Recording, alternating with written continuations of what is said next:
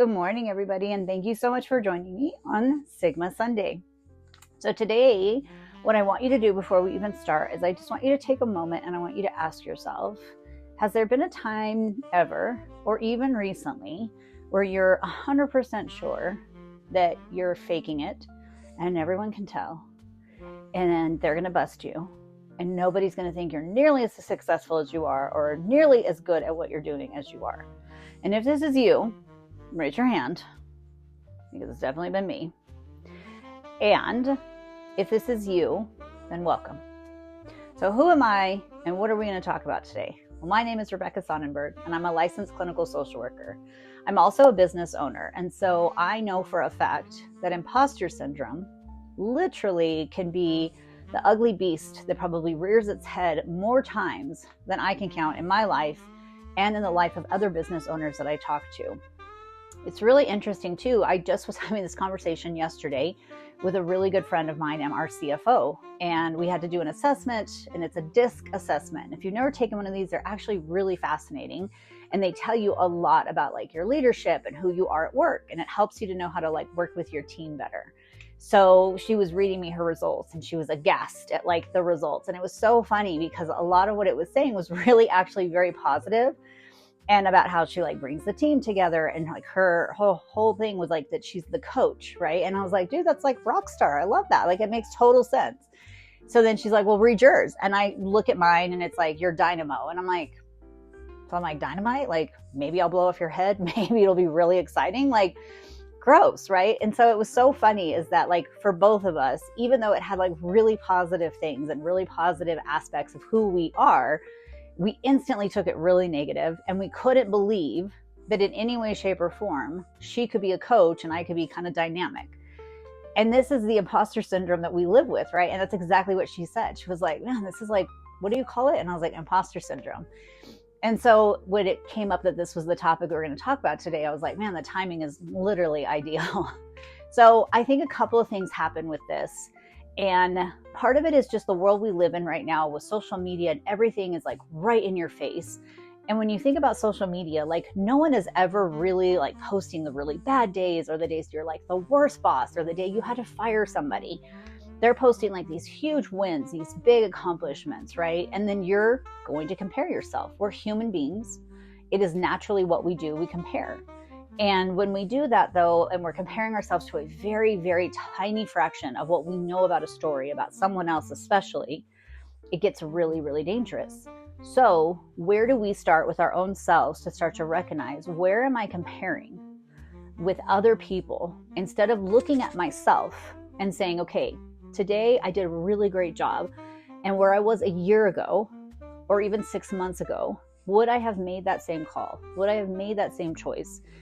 And if you can start to look at those times where you can start to see your own transformation and start to see where you started to grow, it helps you to really sit in that and say, oh, okay, actually, like I'm really good compared to even where I was 6 months ago, even if it's a tiny little thing. I'll give you an example. I used to be not so great. Confrontation doesn't like bother me, but when it came to like having to like call somebody to the carpet who I was close to, that's where I would get really uncomfortable. And as a business owner and as a leader, you don't really get that option. You're calling people to the carpet a lot.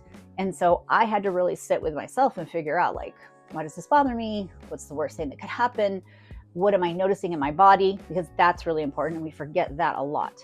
And then I could kind of just sit with it, where it came from and why it bothered me, and then be okay with the fact that it still had to happen.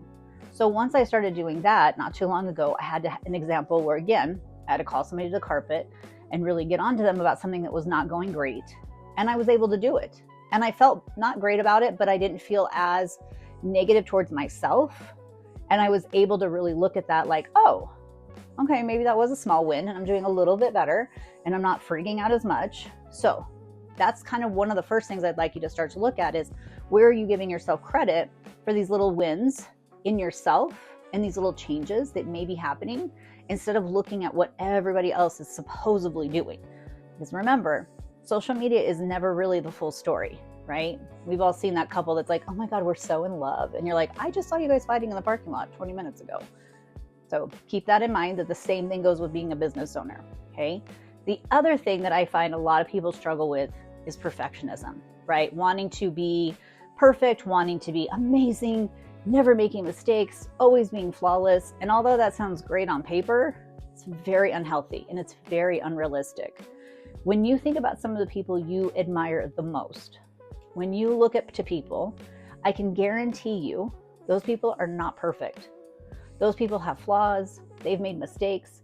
Even some of them have had businesses that didn't succeed, right? And so if you can look at that and say, okay, nobody's perfect, not even the people I look up to.